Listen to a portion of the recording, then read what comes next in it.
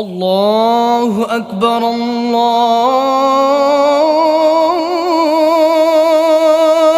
الله أكبر الله أكبر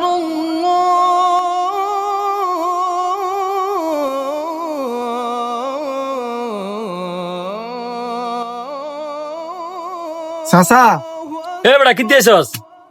তোর ভাইয়াই একটা আপেল লয়ে দেখা, একটা কমলা লয়ে দেখা, একটা আম লয়ে দেখা, তুইও কি এই পদের নেই? হ্যাঁ, আমি একটা আপেল একটা কমলা ভাঙ্গে ভাঙ্গে বেচি না, কেজি হিসেবে বিক্রি করি। কেজি হিসেবে নিলে আয়ো, আনলে যাও, দূরে যাও। চাচা আমার মা অনেক অসুস্থ বুঝছেন। আমি জানি আপনার আপেল বালতা কমলা অনেক দাম, আপনার আঙ্গুর ফল অনেক দাম, কিন্তু আমার সামর্থ্য নাই। আমার মা অনেক অসুস্থ, আমার মারে দুইটা মালতা হইলো আপনার আমার মারে খাওয়ানি। এই জনের মা অসুস্থ, এই জন্য দাদি অসুস্থ, এইখানে তোমরা এগুলো কও। ঠিক আছে, তোমার জন্য মাল বিক্রি করতে না, যাও যাও, কাস্টমার আইতেছে আমার, যাও সরাইতে সরো, যাও তুই যাও। তোমার জন্য কাস্টমার আসতে পারে না দোকানে। 150 টাকা নিয়েছিলাম, দেন না 150 টাকা। আমি জানি আপনার 350 টাকা, 300 টাকা কেজি, 400 টাকা কেজি ফল, কিন্তু আমার 150 টাকা আমার পকেটে আছে। 150 টাকা সামর্থ্য অনুযায়ী আমার কিছু দেন, যেটুক আমি 150 টাকার মধ্যে পাই এতটুক দেন। কি ডিস্টার্ব করে যাও, যাও। আমরা গরিব বলে কি মানুষ নই? আমাদেরও তো স্বপ্ন আছে, আশা আছে। হয়তো টাকার অভাবে হাত খালি, কিন্তু বুকের ভিতরটা তো খালি নয়। তুমি যখন আমাদেরকে ছোট করো তখন মনে হয় এই সমাজে গরিব হওয়া মানেই অপরাধ, কিন্তু আসল অপরাধ তো টাকায় মানুষকে মাফা। আমরা গরিব হয়েছি ভাগ্যের খেলায়, কিন্তু আমাদের চোখের জল, আমাদের মায়ের অসুখ, আমাদের ক্ষুধার কষ্ট, এগুলা তোমাদের মতোই আসল। গরিব মানেই ভিক্ষুক না, গরিব মানেই লড়াই করা মানুষ। আজকে হয়তো আমি ফল কিনতে পারলাম না, কিন্তু বিশ্বাস করো ভাই, একদিন আমার দোয়া তোমার জীবনের সফল হবে। গরিব হয়ে জন্মেছি, কিন্তু গরিব মনে করে যেতে চাই না, কারণ মানুষকে সম্মান দিলে গরিব ধনী পার্থক্য থাকে না। আচ্ছা, আমার কাছে 100 আছে, 100 দেন। 100 টাকার দিতাম। 100 দিয়া দেন আমারে। কি দিত 100 টাকা? আমার মায়ের অসুস্থ তো। আর যা।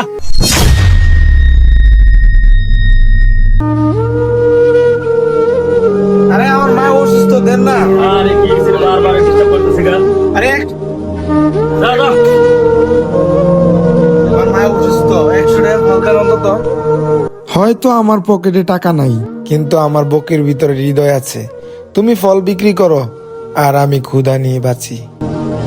তাকে জানা আমি বাঁচি না, বারবার এখানে ডিস্টার্ব করে, কাস্টমার ফিরে ফিরে জায়গা, তাকে কারণে আমি মাল বেচতে পারতেছি না। ঠিক আছে, ও বারবার ওর মা অসুস্থ, দাদি অসুস্থ, এই গল্প কেন? ঠিক আছে, আর দোকান দেখে না, আবার এখানে আসি কাল ডিস্টার্ব করে বারবার।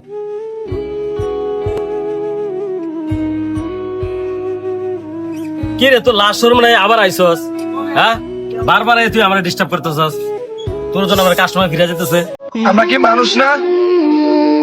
আমরা কি মানুষ? আপনার সো লাগে না? আমরা কি ফল খাওয়ার যোগ্য না? আমরা গরিব থেকে কি আমরা ফল খাওয়ার যোগ্য না? আপনারা বিক্রি করেন, হ্যাঁ 400 টাকার মাল আপনারা 400 টাকায় বিক্রি করবেন, কিন্তু 100 টাকা দিয়ে আপনার যতটুকু পাওয়ার অতটুকু দেন। ভাই আমরা রিস্কওয়ালা দেখে কি আমরা ফল খাওয়া মানে ফল খাইতে পারবো না? শোনেন, আমার মা মৃত্যু সজ্জায় আছে। আমি কম কষ্টে আমি আপনার কাছে আসি নাই ফল খাওয়ানোর জন্য। আমি কখনো, আমি অনেক চেষ্টা করছি আমার মারে ফল খাওয়াতে, আমার সামর্থ্য কুলায় না। কারণ আপনাদের কাছে 500 টাকা কেজি, 400 টাকা কেজি, 350 টাকা কেজি ফল, তো আর কি করার? আমার মার শখ আমি শেষ শখটা আমি পূরণ করতে পারবো। আচ্ছা, ফল তো বিক্রি করবেন, কিন্তু যা আচরণগুলা আর কি শিখি না, কি শিখি আমার দায়িত্ব।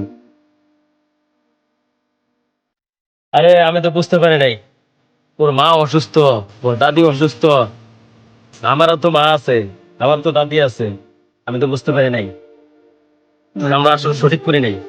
এই এদিকে আয়, এদিকে আয়, এদিকে আয়, এদিকে আয়।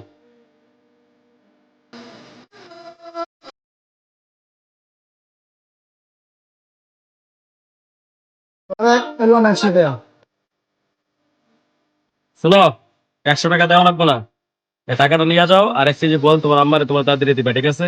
আর তুমি আমার চোখ খুলে দিছো, ঠিক আছে? আমি কিন্তু আসলে বুঝতে পারি নাই যে অসহায় মানুষ যে তারা কি অবস্থায় আছে, ঠিক আছে? তোমার আম্মারে নিয়ে দিবে, তোমার দাদির দিবে, আর আমার জন্য দোয়া করতে পারবে, ঠিক আছে? ওকে, যাও।